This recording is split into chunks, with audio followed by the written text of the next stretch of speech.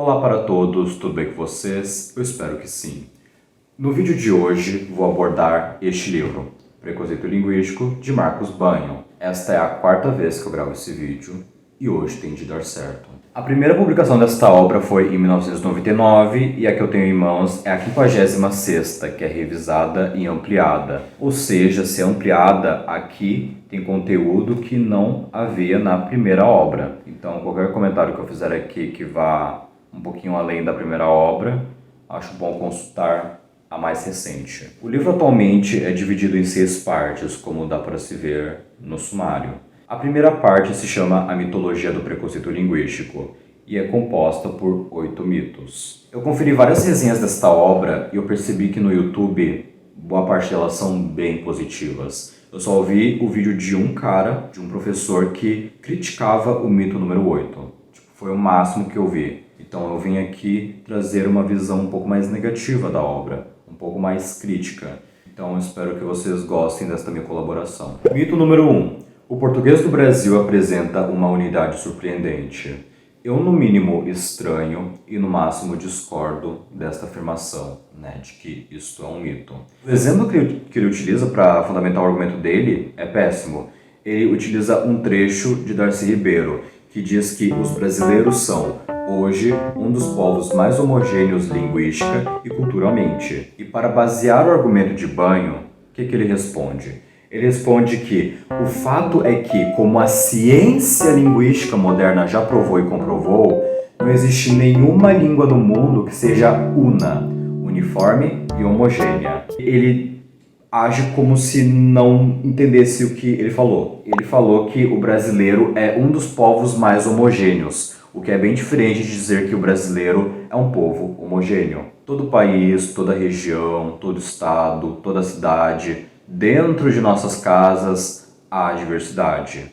Porém, existe o seguinte detalhe. O Brasil, num espectro, ele perde um pouco. Ele não é um país muito diverso, principalmente quando a gente fala de linguística, quando falamos de língua, de fala mesmo. É evidente que nós temos os nossos sotaques, é evidente que temos nossos regionalismos, as nossas expressões. Às vezes nós falamos de uma maneira cantada, ou de maneira muito acelerada. Mas, quando um brasileiro fala com outro brasileiro de qualquer outro estado, não importa, eu como gaúcho falando com um amazonense, com um cearense, com um paulista, enfim, pessoas de qualquer canto do Brasil, eu vou conseguir compreender 99% das vezes.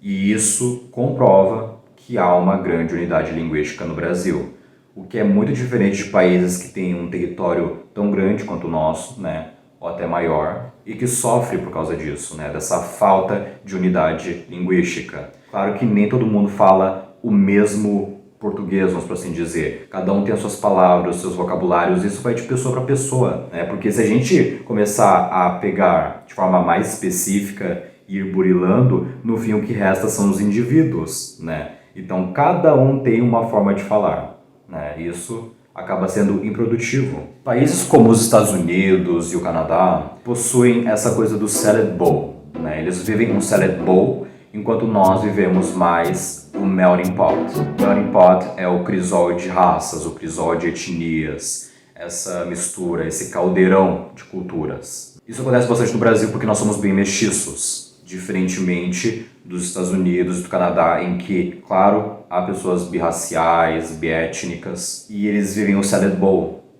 Então, você pode ir para um canto e as pessoas não vão estar falando mais inglês, vão estar falando francês. Você vai para outro canto, estão falando cantonês.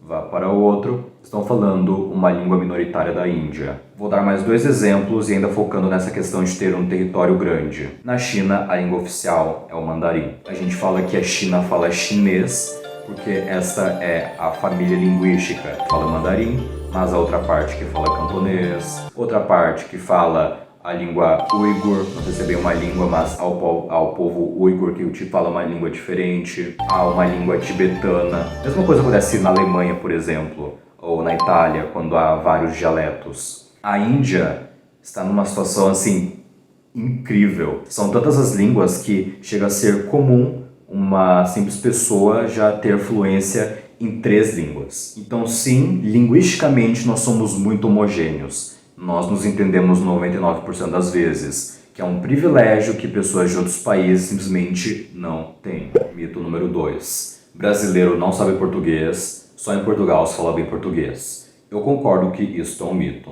Ele quer muito que o brasileiro se afaste de Portugal. E ele defende construções que ele considera como bem brasileiras, como prefiro X do que Y. Nós somos ensinados a falar prefiro X a Y, só que muitas das vezes nós simplesmente não falamos isso. Nós temos a tendência de falar do que e apenas se atentar a isso quando nós estamos escrevendo um texto ali de forma mais rebuscada, de forma mais monitorada. Ele também defende a próclise e início de frase, então me dá um beijo em vez de dê-me um beijo. Enfim, hábitos linguísticos que vão de encontro aos comandos paragrammaticais. Este termo, comandos paragrammaticais, eu diria que é o segundo termo mais importante de Banho, cunhado por Banho. O primeiro seria este mesmo, preconceito linguístico, porque é dito a todo momento, a toda hora. Comandos paragrammaticais seriam o quê? Eu posso dar exemplos que nem ele mesmo deu no livro. Eu vou ser um pouco mais explícito. Ele dá uns exemplos sem citar muitos nomes, mas depois ele vai citar uns nomes. Então, aquele programa de televisão do Pasquale seria um exemplo. O blog da Haddad seria outro. Aqueles CDs ROM que continham várias dicas do que seria o português ideal, o português correto. Obras como esta de Cláudio Moreno, Guia Prático do Português Correto. Ele teria um chilique por causa desse termo, né? Português correto. Não existe português correto. Aqui eu tenho outros 2 livros de Sacconi, que é um gramático que ele particularmente detesta. Ele fala sobre ele no livro. Aquelas publicações que a gente encontra no Instagram de dicas de português, em outras redes sociais também, que a gente pode acabar encontrando no YouTube. Enfim, tudo isso são exemplos de comandos paragrammaticais. Banho também demonstra que os portugueses, né, os lusitanos, eles não falam tão gramaticalmente correto quanto nós pensamos. E um exemplo que ele dá é de uma canção cuja letra utiliza aquela construção que nós chamamos, que eu chamei de brasileira, né? Prefiro X do que Y. Há um trecho de música lá de Portugal que diz isso em vez de prefiro X a Y. Pois podes crer que antes prefiro morrer do que contigo viver, sabendo que gostas dela. Em um nível hipotético, ou seja, Banho não defende isso, ele não defende o imperialismo brasileiro, posso assim dizer, mas ele diz que, em tese, o Brasil tem muito mais motivos, muito mais argumentos para impor as suas normas gramaticais lá em Portugal do que o contrário, porque nós temos mais território, nosso PIB é maior, nós temos mais tecnologia, mais inovação em ciência, em negócios, nós temos mais influência política, influência econômica, influência social, influência cultural. Logo, o Brasil deveria ter autoestima e parar de defender e depender de Portugal. Vocês estão escutando? Parou, mas espero que não volte.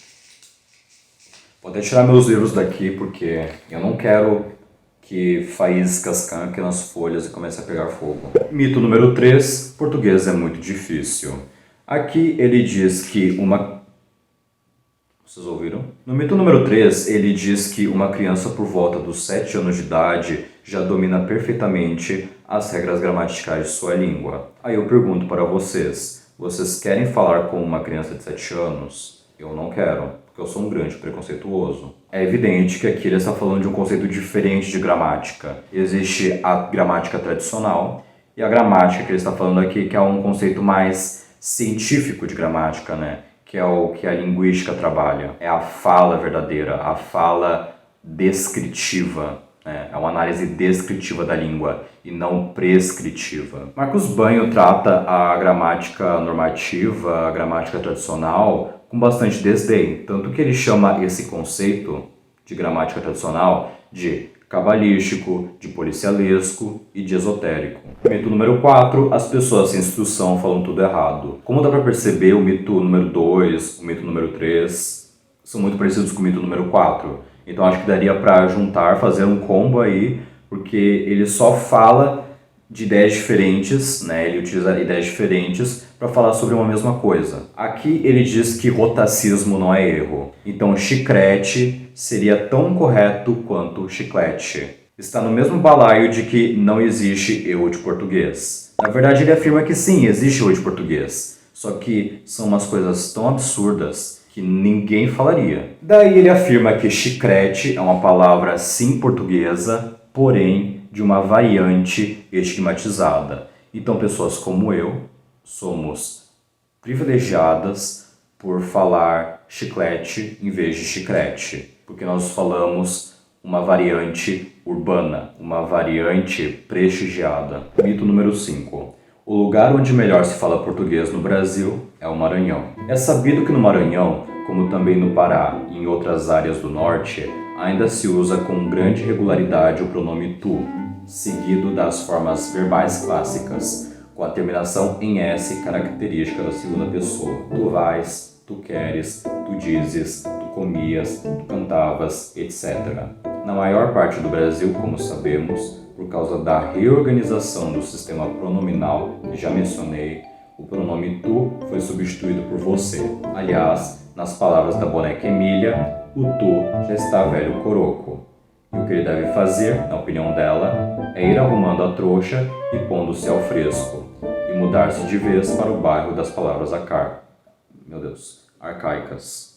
Logo, a última palavra. Enquanto nas escolas aprendemos aquela tabela dos pronomes retos, eu, tu, ele, ela, nós, vós, eles, elas, ele desenvolveu aqui uma tabela com 13 expressões de pessoa e 5 formas verbais, aqui na página 289. Eu canto, tu cantas, tu canta, você canta, ele ou ela canta, o ou a senhor ou senhora canta, a gente canta, se canta, nós cantamos, vocês cantam, eles ou elas cantam. Ele reitera bastante essa ideia de que tudo que ocorre na língua é explicável. Alguém falou, há uma explicação. Este não é o propósito da gramática normativa tradicional, que ele critica bastante e eu defendo. Eu defendo a existência dela.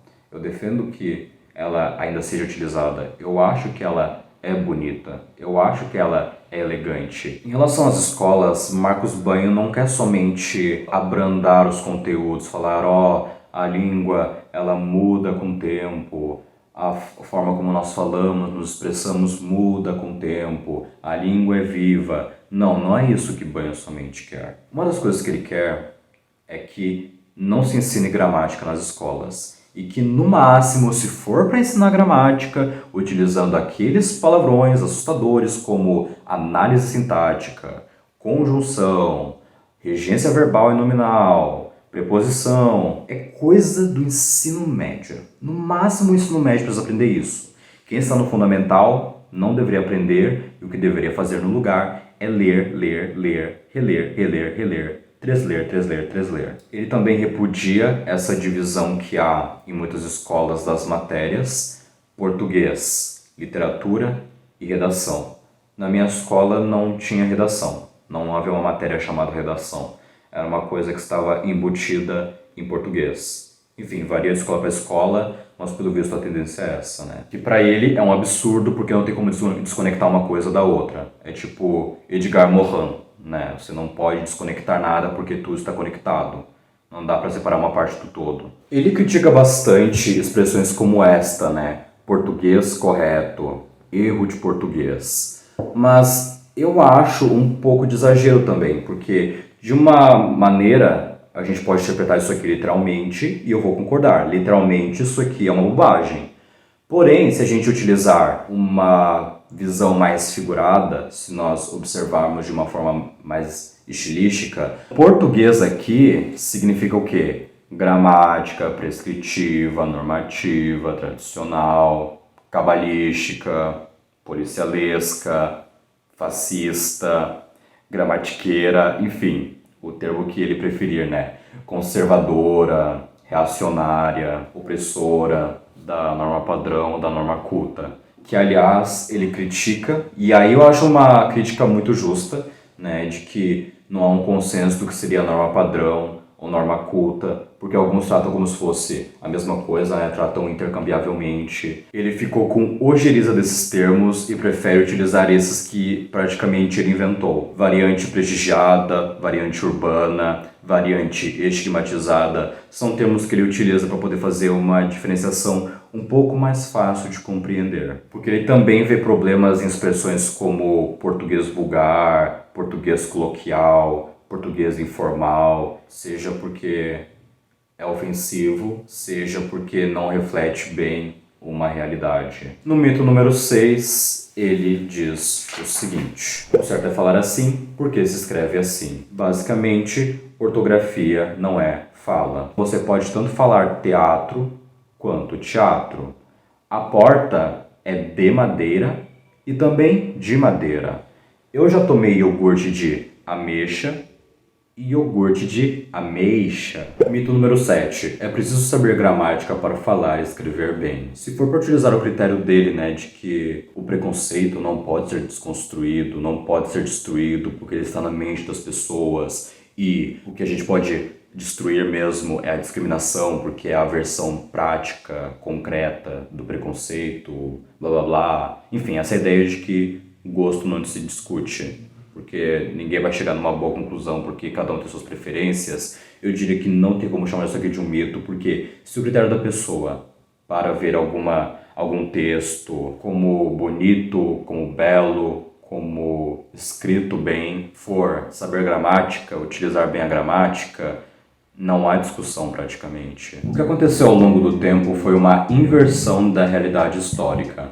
As gramáticas foram escritas precisamente para descrever e fixar como regras e padrões as manifestações linguísticas usadas espontaneamente pelos escritores considerados dignos de admiração, modelos a serem imitados. Ou seja, a gramática normativa é decorrência da língua, é subordinada a ela, dependente dela.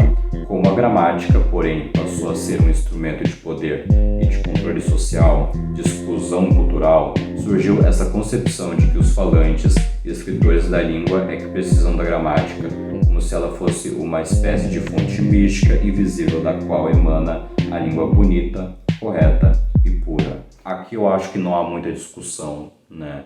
Tanto de um lado quanto de outro, porque se ele acha que textos podem ser mais bonitos quando não seguem essas regras, ou ao contrário, são mais bonitos quando seguem normas gramaticais, simplesmente não há discussão. Então acaba sendo realmente uma questão de gosto, por questão de lógica, não tem como chamar isso de um mito, porque depende da sensibilidade de uma pessoa, das idiosincrasias de uma pessoa, de um avaliador, de um crítico. Finalmente, mito número 8. O domínio da norma padrão é um instrumento de ascensão social. Aqui contém um dos argumentos mais ilógicos de Banho. Ele faz a seguinte pergunta retórica: ora, se o domínio da norma padrão fosse realmente um instrumento de ascensão na sociedade, os professores de português ocupariam o topo da pirâmide social, econômica e política do país, não é mesmo? A resposta que eu dou é um grande não. O domínio da norma padrão, ou da norma culta, ou de uma variante com alto prestígio social, tanto faz, é apenas um instrumento. É exatamente o que diz no mito. É um instrumento. Existem vários instrumentos. São vários os componentes, são várias as partes, são vários os recursos que podem contribuir para que você consiga ascender socialmente. Então, claro, além disso, pode haver questão de dinheiro, questão de beleza, questão de herança, questão de capital, saber falar inglês, saber falar uma outra língua estrangeira além do inglês, ter diplomas, ter certificados, dominar habilidades que poucas pessoas têm. Todas essas peças são pecinhas que podem montar esse mosaico e que vai colaborar com a sua ascensão social. Até onde eu sei, políticos, advogados são uma das pessoas que mais se preocupam com a forma como falam. Quem trabalha na grande mídia também, ou vai chegar um cara que, me contratem, eu vou ser o redator de vocês e eu não sei escrever de acordo com a norma culta. Nossa, super vai ser contratado, super vai trabalhar lá. Parte número 2, eu não vou focar muito nas outras porque, francamente, acho que é mais importante focar no começo da obra, porque o resto, é praticamente extensão. Parte número 2, o círculo vicioso do preconceito linguístico. Na página 110, ele realmente desenha um círculo vicioso e ele é composto por 3 elementos que, pelo visto, são 4. E eu já falei qual era o quarto, que é os comandos paragramaticais. Então, aqui há a gramática tradicional, os livros didáticos e a pedagogia tradicional. Eu não quero ofender aqueles que não são neurotípicos, mas a análise que ele faz aqui sobre o humor de Sacconi é praticamente autista. Sacconi aceita a crença primitiva e ingênua de que a palavra e o objeto a que ela se refere são uma e a mesma coisa. Se a forma da palavra está errada, o objeto não existe. Falando do nome Antártida, página 15, ele diz: eis aí uma região do globo que, em verdade, não existe. Ao comentar o deslize de um repórter de televisão que pronunciou Íbero em lugar de Ibero, ao referir-se a um festival de rock, Sacconi afirma: esse festival, garantimos, não existiu. E ao condenar o uso do artigo A diante do nome da cidade de Franca, conforme a tradição antiga entre os lá nascidos, na frase moro na Franca, ele rebate: não mora. Sacconi não aceita uma crença. Isso é uma piada. Esta é a forma como ele escreve. E ele reconhece que ele escreve com bastante humor, mas ele ignora isso. Não importa.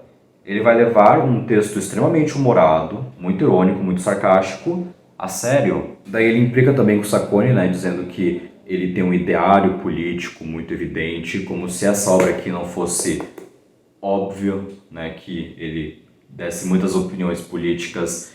Na verdade, a obra é praticamente um manifesto de política, porque se você estuda gramática, estuda linguística, você pode estudar isso tranquilamente sem ler esta obra, porque muito do que ele diz aqui é só a opiniãozinha dele. Aqui ele não fala muita coisa inédita. Ele tem o seu crédito por reconhecer que existe o preconceito linguístico, mas é uma coisa que é meio óbvia para todo mundo, já era uma coisa meio óbvia entre os linguistas, mas vamos por assim dizer que ele popularizou essa ideia, de que existe o preconceito linguístico e as pessoas têm um pouco mais disso na cabeça.